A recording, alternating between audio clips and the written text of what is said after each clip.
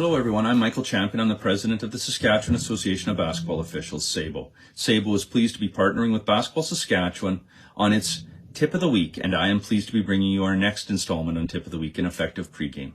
This is the time of the day between when an official arrives in a gym and the opening tip-off, typically 15 to 20 minutes before the start of the game. Depending on the level of basketball that you're officiating, you may be asked to arrive in a gym 30 or 60 minutes before the start of a game. But for the vast majority of us, it's 15 to 20 minutes.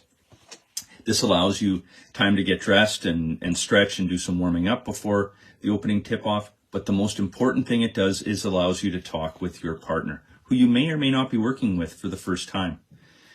In an effective pregame conference can be summed up largely in 3 words: communication, communication, communication. You're going to want to talk about how you and your partner are going to communicate as a crew, both during live ball and dead ball play.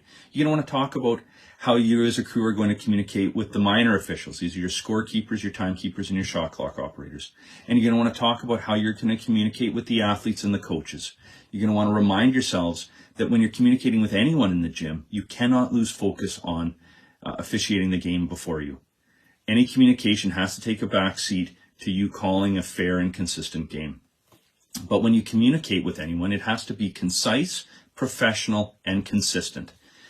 And that is how we build the basis for getting the respect in the game that we're going to officiate. It might be that you're going to want to focus on special situations in the gym in a pregame conference as well. It might be that you've got a gym that's got incredibly narrow sidelines or incredibly short end lines.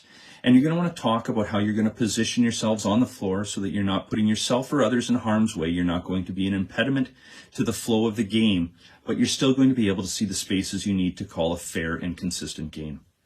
You're going to want to talk about other situations that you might encounter, pressure, and a reminder that you're not going to bail as you're, after the shot is taken, running down to be the new lead. You're going to want to make sure that you talk that through as a crew and that you stay and help officiate the game.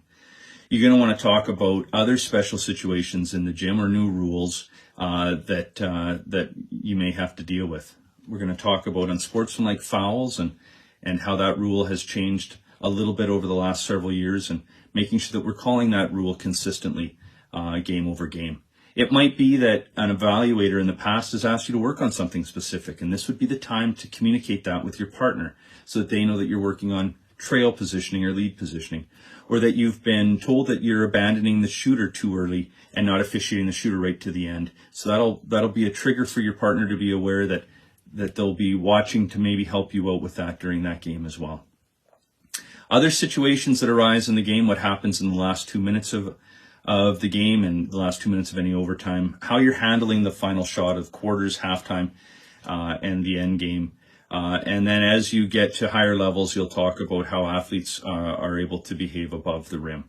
But it all boils back down to communication, communication, communication, and making sure that you're having a good pregame conference where you talk about the rules, talk about the gym, talk about if either you or your partner has awareness of how the teams behave as far as pressure, or if they like to run a lot. That's kind of the information that we're looking for in an effective pregame. The most important thing, though, is to remind yourselves at the end of that pregame that you're there to have fun. And if you have fun, hopefully everyone else in the gym is having fun. Stay safe, stay well. I hope to see you on the floor soon. Thank you.